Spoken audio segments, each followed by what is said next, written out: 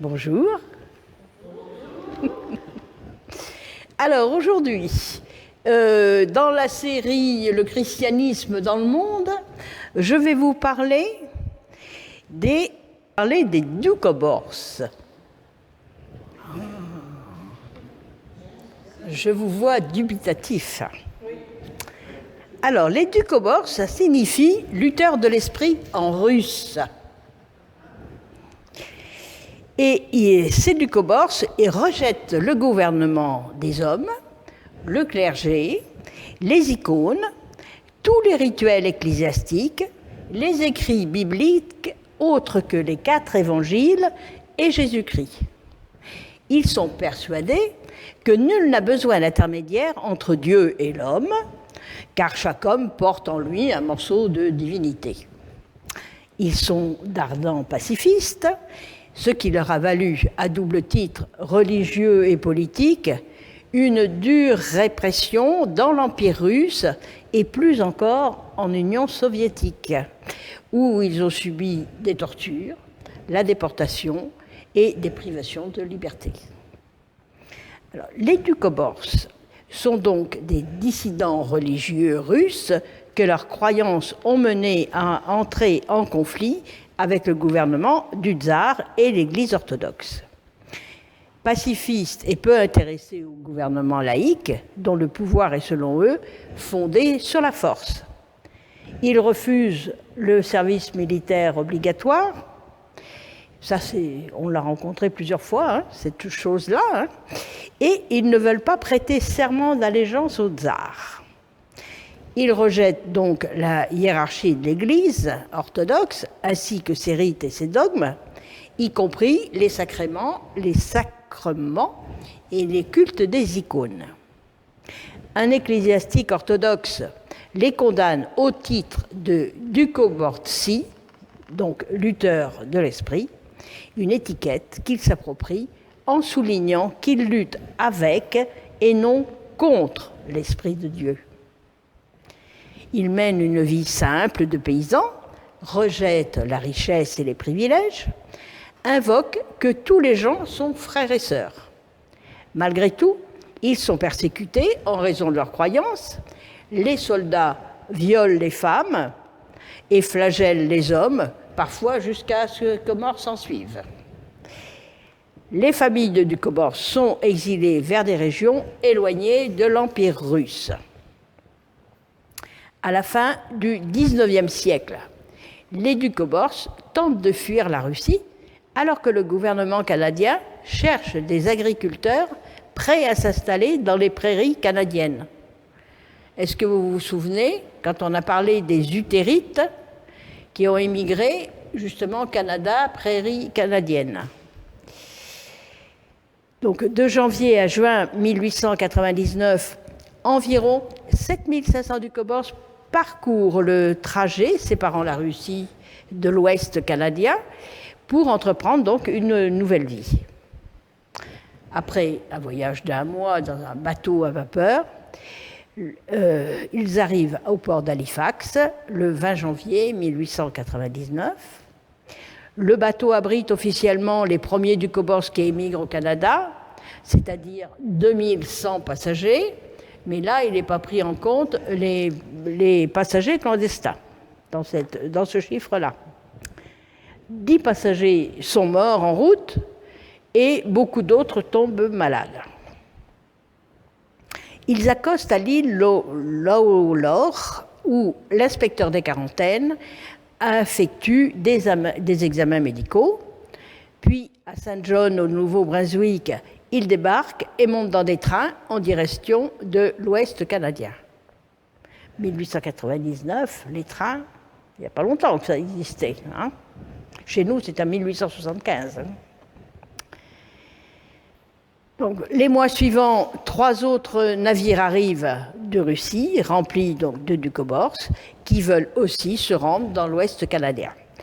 Avec le dernier bateau qui accoste le 6 juin 1899, le nombre de Doukhobors émigrés s'élève à 7500. Le ministre de l'Intérieur du Canada accepte de fournir aux Doukhobors des terres gratuites dans ce qui est aujourd'hui le Saskatchewan et il est exempt du service militaire. Léon Tolstoï, le romancier russe, lui-même pacifiste et critique envers l'Église orthodoxe, aide à financer leur voyage grâce aux recettes de son roman Résurrection. D'autres fonds proviennent des Quakers américains et britanniques, membres d'un groupe religieux qui, comme celui des Doukhobors, est pacifique, rejette serments et sacrements. Ça, on l'a aussi vu donc, quand on a parlé des Quakers. À leur arrivée dans l'Ouest canadien, les Doukhobors sont logés dans des centres d'accueil jusqu'au printemps, où ils vont nettoyer leurs terres, construire leurs maisons, planter leur culture. Certains s'installent au nord de Yorkton, tandis que d'autres s'établissent au sud-ouest de Prince Albert. Ils mènent une vie communautaire, sont copropriétaires de l'ensemble des terres, des bâtiments et du matériel agricole. La première année sur les nouvelles terres est exténuante. Bien sûr, il faut tout installer. Donc la plupart des hommes travaillent à salaire dans les fermes, à la construction des chemins de fer et à d'autres projets de construction. Les femmes, les enfants et les hommes plus âgés s'occupent de la terre. L'hiver arrive rapidement, la nourriture se fait rare et ils doivent vivre dans des maisons surpeuplées, mal aérées et beaucoup souffrent du scorbut. Les Quakers de Philadelphie leur envoient de la nourriture, des vêtements, des fournitures et 30 000 $. À l'époque, ça fait une somme rondelette, 30 000 $. Le Conseil national des femmes leur envoie des fournitures de Montréal. Ils survivent à leur premier hiver et, à force de travail, ils commencent à prospérer au Canada. Ils construisent plusieurs villages dans le Saskatchewan, dans lesquels se trouvent les usines, les minoteries, les scieries, des briqueteries et des silos élévateurs.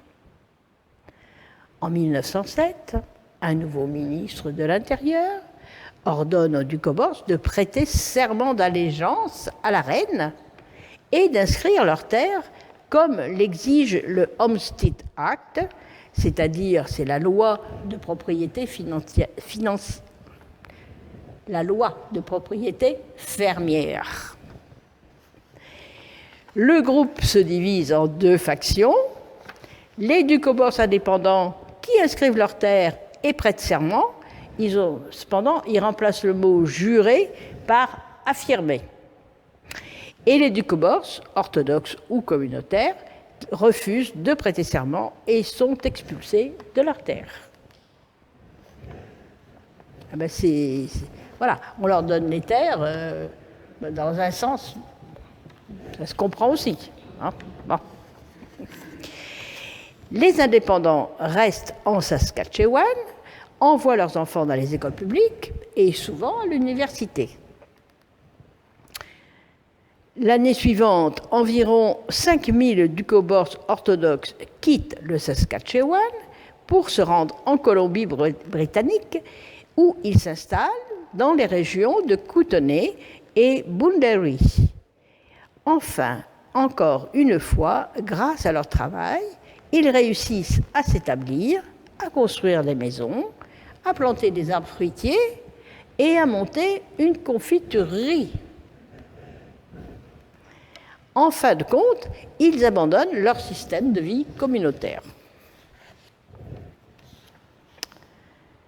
À compter des années 1920, un petit groupe de zélotes Doukhobors connus sous le nom de Freedomite, ou Fils de la Liberté, protestent contre l'ingérence du gouvernement dans leur vie, y compris contre les études obligatoires, les statistiques de l'état civil et les lois sur la propriété des terres. Ils protestent donc en provoquant des incendies criminels, des attentats à la bombe sur les propriétés publiques ou privées, ainsi qu'en s'exposant nus dans les lieux publics.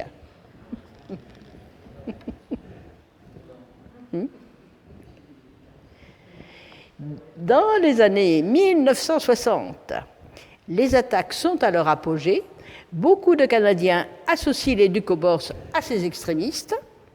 Cependant, la vaste majorité des Ducobors sont des agriculteurs pacifistes et travailleurs qui tentent de mener une vie simple. Aujourd'hui, il y a environ 30 000 Ducobors au Canada et qui souhaitent maintenir donc leur tradition. Voilà pour aujourd'hui ce que l'on peut dire des Ducobors. Et je peux vous dire, ça s'écrit D-O-U-K-H-O-B-O-R. Et je vais être honnête aussi avec vous, parce que, en fait, je vous ai lu un article que j'ai trouvé donc, sur le Canadian Encyclopedia du Canada, un article écrit par Stephen Hazy. Donc, c'est pas moi qui ai écrit, mais j'ai trouvé que c'était intéressant. Voilà. Hein? L'idée,